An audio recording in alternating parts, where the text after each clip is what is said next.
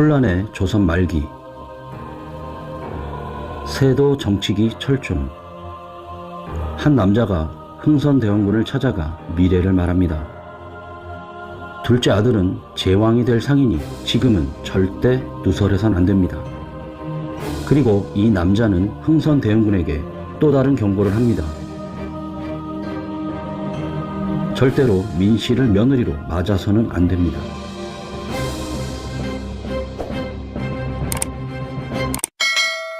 영화 관상의 이야기가 아닙니다. 박유붕이라고 하는 조선의 유명한 점술가가 있었습니다.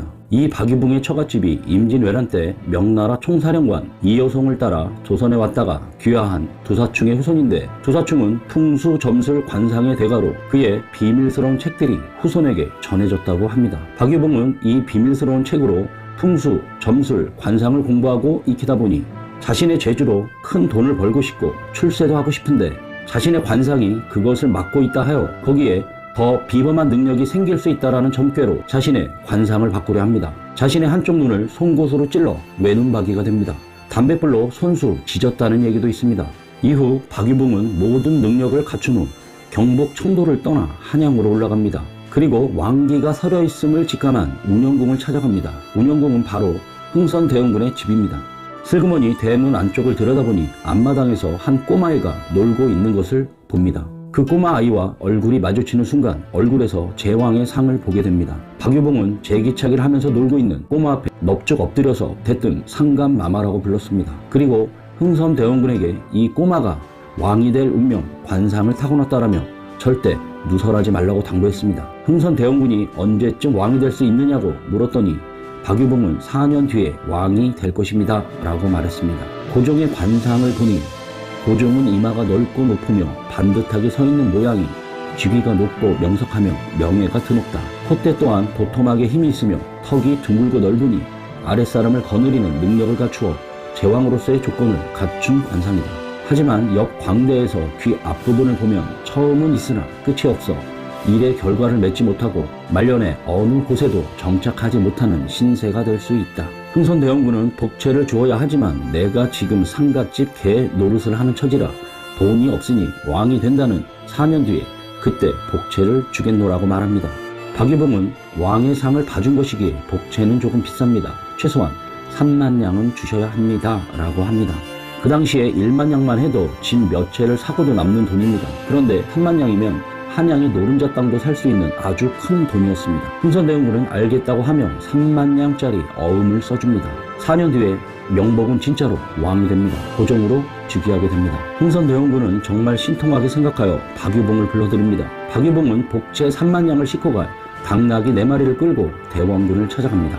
흥선대원군은 복채를 대신해 운영금 옆에 45칸의 대저택을 지어주고 내 옆에서 사람 봐주는 관상을 계속 보게나라며 서울에 있는 수선교에서 도남동에 이르는 땅을 주고 관직까지 하사합니다. 이제 대원군의 책사가 된 박유붕, 후에 최고 정삼품 당상관까지 올라가게 됩니다. 흥선대원군은 왕의 일은 용인인데 이 일에는 박유붕만한 인물이 없다라고 합니다. 박유붕의 주특기는 바로 지인지간, 사람을 보는 능력입니다. 대원군 옆에 앉아서 방문하는 자들의 얼굴과 행동 거지를 보고 그 성격과 주특기를 판별하는 것입니다. 그러던 중 흥선대원군과 대립하는 상황이 오게 됩니다.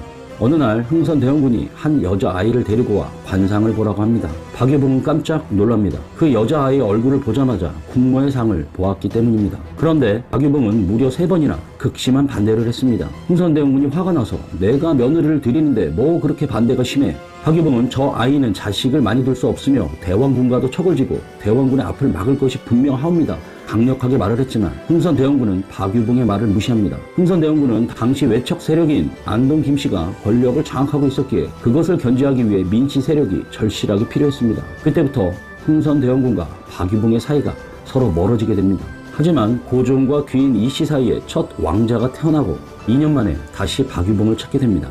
고종과 흥선대원군은 이 아이를 원자로 책봉하려는 결심에 관상을 물어보았습니다. 박유붕은 선뜻 말을 하지 못하고 머뭇거립니다. 결국 원자가 13세에 단명할 상이라며 세자 책봉을 반대하게 됩니다. 그로 인해 흥선대원군과 박유붕은 완전히 등을 지게 됩니다. 그런데 완화군은 실제 13세에 요절합니다. 그런데 여기에는 명성황후가 박유붕을 협박했다는 배경도 있습니다. 귀인 이 씨의 아이를 원자로 책봉한다면 후에 자신이 아이를 낳아도 왕이 될 수 없기 때문에 반대를 하라는 것이죠. 이제 더 이상 흥선대원군은 박유봉을 찾지 않았을까요? 흥선대원군은 박유봉의 능력을 인정하는 터라 또 찾게 되지만 만남은 더 이상 이루어질 수 없었습니다. 세 가지 이야기가 있는데요. 첫 번째, 명성 황후가 중전이 되면서 박유봉이 더 이상 관상을 볼 수 없게 하기 위해 남은 한쪽 눈을 찢어버렸다라는 이야기. 두 번째, 명성 황후가 도움을 요청하자 박유봉은 자신을 해할까봐 스스로 남은 한쪽 눈을 인두로 찢어 더 이상 관상을 보지 못하게 되었다는 이야기. 황현의 매천야록을 보면 박유봉은 정확한 원인도 없이 죽고 말았다. 박유봉이 죽은 날 방바닥을 나뒹굴며 숨을 헐떡이고 있었으며 온몸에서 피를 흘리고 있었다라고 되어 있습니다. 조선 후기 빠르게 변해가는 세계 정세, 열강들의 침략 속에 위기의 조선, 명성 황후를 궁으로 들이지 말라던 박유봉. 만일 흥선대원군이 박유봉의 말을 따랐다면 조선의 운명은 달라졌을까요? 그렇다면 흥선대원군의 관상은 어땠을까요? 흥선대원군의 이 말을 보면 죽을 때까지 복과 덕이 이어진다. 윗사람의 도움으로 출세하거나 성공하여 권력을 잡는다. 외골수 기질이 강하여 늙어서까지 자신의 자리를 지키려 한다. 눈이 깊으니 속을 알 수 없고 주변에 사람은 많으나 고독하고 그늘진다. 입술을 보면 고집스럽고 반항적이나 자신의 사람을 배려하는 마음과 정은 깊다.